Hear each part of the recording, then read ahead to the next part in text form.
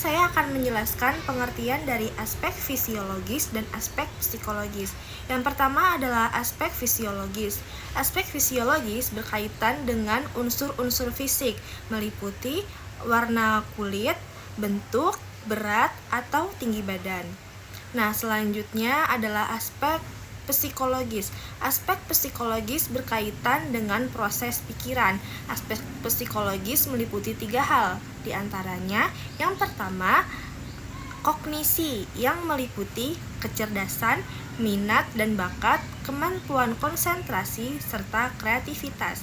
Dan yang kedua adalah afeksi, yang dimana di dalamnya ada ketekunan, ketahanan, dan keuletan bekerja, toleransi stres, hingga motivasi prestasi.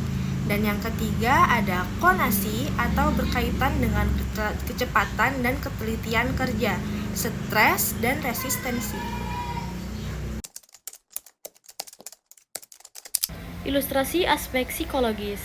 Bayangkan seorang siswa yang bernama Budi yang menghadapi ujian penting di sekolahnya. Berikut adalah beberapa proses psikologis yang terjadi. Yang pertama ada persepsi. Saat Budi membaca soal ujian, otaknya memproses informasi tersebut dan menafsirkannya berdasarkan apa yang telah dia pelajari sebelumnya. Lalu, memori Budi mengakses memori jangka panjangnya untuk mengingat materi yang telah dipelajarinya.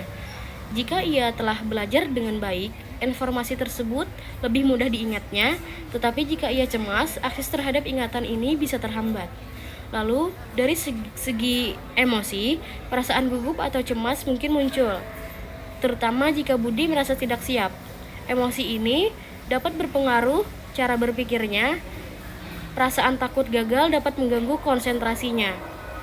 Pengambilan keputusannya, Budi perlu mengambil keputusan tentang bagaimana ia akan menjawab soal-soal, menggunakan logika dan strategi berdasarkan pengetahuannya. Lalu, motivasi Budi untuk berhasil dalam ujian akan mendorongnya untuk berusaha lebih keras. Namun, jika ia terlalu stres, motivasinya bisa terganggu, membuatnya sulit untuk berkonsentrasi. Ilustrasi aspek fisiologis. Seorang siswa yang mengalami kelelahan setelah melakukan olahraga berat, kemungkinan akan mengalami penurunan konsentrasi selama kelas berikutnya. Secara fisiologis, kelelahan ini disebabkan oleh penurunan energi tubuh dan peningkatan kebutuhan untuk beristirahat. Kondisi fisik ini mempengaruhi performa akademik karena otak memerlukan energi yang optimal untuk bekerja dengan baik.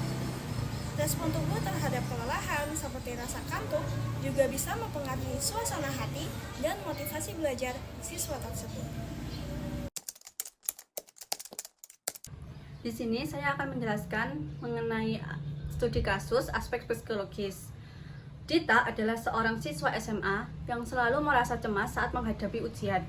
Meskipun Dita dikenal sebagai mahasiswa yang cerdas dan rajin, ia seringkali mengalami gangguan kecemasan berlebihan yang mempengaruhi performa akademisnya. Dengan aspek psikologis yang terkait yaitu emosi dan kurangnya motivasi. Nah, untuk cara mengobatinya yaitu dengan terapi kognitif perilaku atau CBT, teknik relaksasi, latihan manajemen waktu, dan belajar. Sehingga setelah menjalani terapi tersebut, Dita mulai merasakan penurunan yang signifikan dalam tingkat kecemasannya. Ia dapat belajar dengan lebih baik.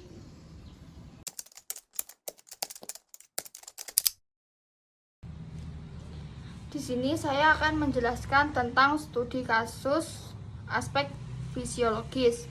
Seorang anak SD yang bernama Ani memiliki kebiasaan sarapan yang tidak teratur. Akibatnya, ia sering merasa lapar dan lelah pada saat di kelas, terutama pada jam pelajaran pagi. Nah, studi ini menunjukkan bahwa nutrisi yang cukup, khususnya sarapan yang sehat, penting untuk menjaga kadar gula darah yang stabil, yang dapat berkontribusi pada kinerja kognitif yang optimal. Setelah disarankan untuk selalu sarapan,